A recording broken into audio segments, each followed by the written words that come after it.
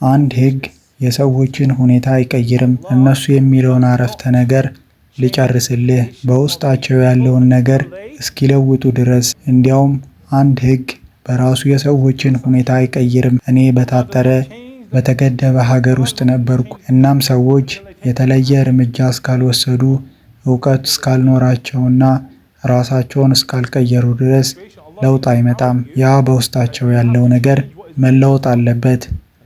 ልክ ነው። ስለዚህ እያልን ያለነው አንድን ሁኔታ ለመለወጥና ወደ በጎ ወደ አበረታች ሁኔታ ለመቀየር መጀመሪያ በውስጥህ ያለውን ማንነት መለወጥ አለብህ። ያ ደግሞ ውጫዊ ለውጥን ያመጣል። አንዳንድ ጊዜ እንዲህ እንላለን፣ ስለ ተግባር ወይም እርምጃ መውሰድ ብዙ ተናግረናል። አንዳንድ ሰዎች እርምጃ ወስጃለሁ ግን ምንም ለውጥ አላመጣም ይላሉ። እኛ ግን አልን፣ እንዲያውም ዋና የሚባሉ ህጎች እንኳን ሊቀየሩ ይችላሉ። ለምሳሌ የሶስት ወንድ ልጆችን ታሪክ እንደ ምሳሌ መጥቀስ ይቻላል። ስለዚህ እርምጃ እየወሰድክ እንደሆነ የተሰማህ ነገር ግን የምትፈልገውን ውጤት ባታገኝ እንኳን አሁንም እርምጃ መውሰድህን መቀጠል ትችላለህ። ያ ደግሞ የህጉን አተገባበር ወይም ሁኔታውን ሊቀይረው ይችላል።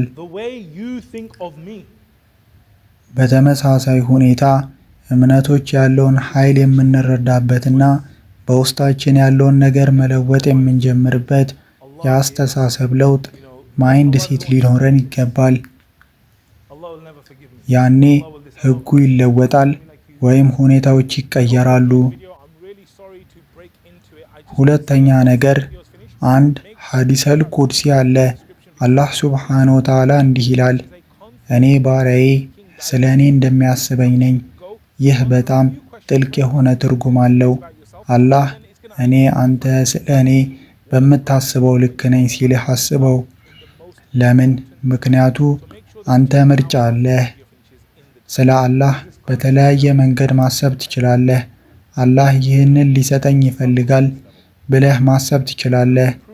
ወይም ደግሞ አላህ በፍጹም አይምረኝም፣ አላህ እንዲህ ነው ብለህ ልታስብ ትችላለህ። አላህ ልክ አንተ እንደምትጠብቀውና እንደምታስበው ይሆንልሃል። በቪዲዮ እየተደሰታችሁ እንደሆነ ተስፋ አደርጋለሁ።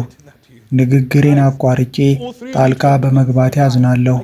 ነገር ግን ይህ ቪዲዮ እንዳለቀ በገለጻው ዲስክሪፕሽን ላይ ያለውን ሊንክ መመልከታችሁን አትርሱ። ለእናንተ ነፃ መሳሪያ አዘጋጅቻለሁ።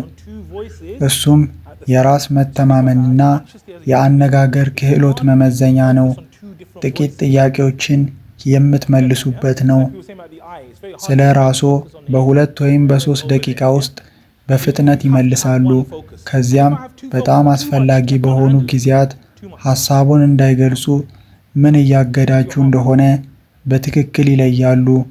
ስለዚህ ቪዲዮ ሲያልቅ ሊንኩን መመልከቶን እርግጠኛ ይሁኑ።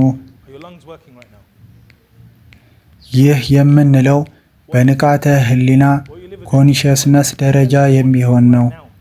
በሌላ በኩል ደግሞ ንዑስ ንቃተ ህሊና ሰብኮንሺየስነስ የምንለው አለ።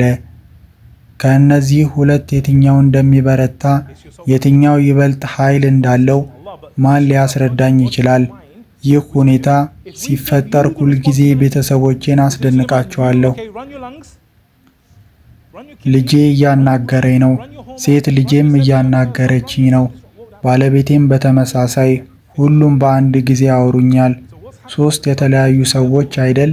ነገር ግን እናንተም ብትሆኑ ሶስታችሁም በአንድ ጊዜ ብታናግሩኝ አንዱንም ልረዳችሁ አልችልም። አንድ የሞባይል ስልክ ማስታወቂያ ነበር፣ ስለ መንገድ ደህንነት የሚያስተምር።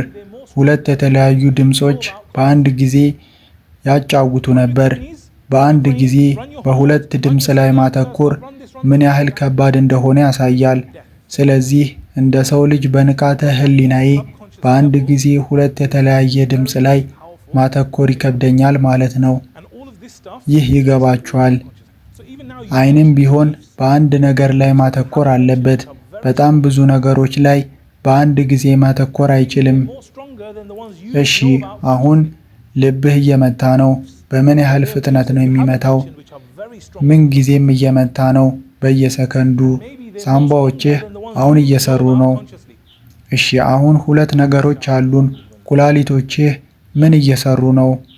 ጉበትህስ? በሰውነትህ ውስጥ ያለ እያንዳንዱ ህዋስ ሴል አሁን ምን እያደረገ ነው? ይህ ሁሉ አሁን እየተከናወነ እየተቆጣጠረ ነው።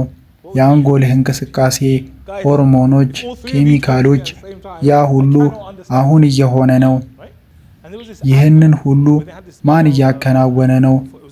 ንዑስ ንቃተ ህሊና ሰብኮንሸስ ነው። አንዳንዶች አላህ ነው ይላሉ።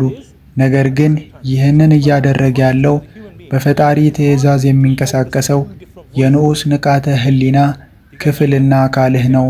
ኃላፊነቱን ለአንተ ብንሰጥህ፣ እሺ፣ ሳምባህን አንተ አስተዳድር፣ ኩላሊትህን አንተ ሥራ እዘዝ፣ አንጎልህን እዘዘው፣ ሆርሞኖችህን ተቆጣጠር ብንልህ ምን ይፈጠራል?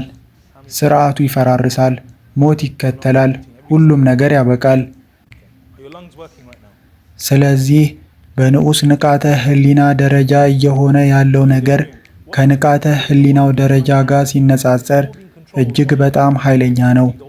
እናም ይህ ሁሉ ነገር ንዑስ ንቃተ ህሊናዊ ነው። ምንም እንኳ ስለ እምነቶች ብትገልጽም በንዑስ ንቃተ ህሊና ውስጥ ያሉት ግን አንተ በግልጽ የማታውቃቸው በጣም ጠንካራ እምነቶች አሉ። ምናልባትም እነሱ በንቃት ከምታውቃቸው እምነቶች ይልቅ የበለጠ ጠንካራ ሊሆኑ ይችላሉ።